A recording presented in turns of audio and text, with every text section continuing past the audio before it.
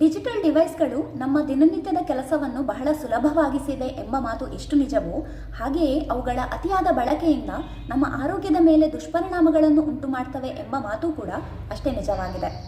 ಅದರಲ್ಲೂ ಸಂತಾನೋತ್ಪತ್ತಿ ಅಥವಾ ಫರ್ಟಿಲಿಟಿಯ ಮೇಲೆ ಇವುಗಳು ಉಂಟು ಮಾಡುತ್ತಿರುವ ದುಷ್ಪರಿಣಾಮಗಳು ಬಹಳ ಕಳವಳಕಾರಿಯಾಗಿದೆ.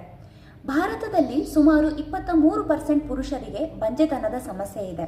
ಅಂದರೆ ಪ್ರತಿ 100 ಪುರುಷರಲ್ಲಿ 23 ಮಂದಿಗೆ ಬಂಜೆತನದ ಸಮಸ್ಯೆ ಇದೆ.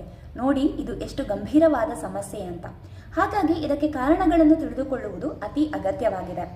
ನಿಮಗೆ ಗೊತ್ತಿರಬಹುದು, ಮೊಬೈಲ್ ಡಿವೈಸ್ಗಳು ಇಲೆಕ್ಟ್ರೋಮ್ಯಾಗ್ನೆಟಿಕ್ ರೇಡಿಯೇಷನ್ಗಳನ್ನು ಹೊರಸೂಸುತ್ತವೆ.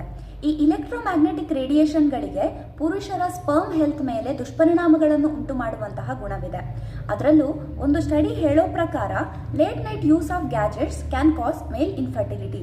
ಅಂದರೆ ರಾತ್ರಿಯ ಸಮಯದಲ್ಲಿ ಗ್ಯಾಜೆಟ್ಸ್ಗಳನ್ನು ಅತಿಯಾಗಿ ಬಳಕೆ ಮಾಡೋದ್ರಿಂದ ಅವುಗಳು ಪುರುಷರ ಸ್ಪರ್ಮ್ ಮೊಟಿಲಿಟಿಯ ಮೇಲೆ ದುಷ್ಪರಿಣಾಮಗಳನ್ನು ಉಂಟು ಮಾಡ್ತವೆ, ಸ್ಪರ್ಮ್ ಮೊಟಿಲಿಟಿಯನ್ನು ಕಡಿಮೆ ಮಾಡ್ತವೆ. ಇದರಿಂದಾಗಿ ಯಾವಾಗ ಸ್ಪರ್ಮ್ ಮೊಟಿಲಿಟಿ ಕಡಿಮೆ ಆಗುತ್ತೋ ಆ ಸ್ಪರ್ಮ್ ಎಗ್ಗನ್ನು ರೀಚ್ ಆಗೋದಿಕ್ಕಾಗೋದಿಲ್ಲ. ಇದರಿಂದಾಗಿ ಬಂಜೆತನದ ಸಮಸ್ಯೆಗಳು ಉಂಟಾಗ್ತವೆ.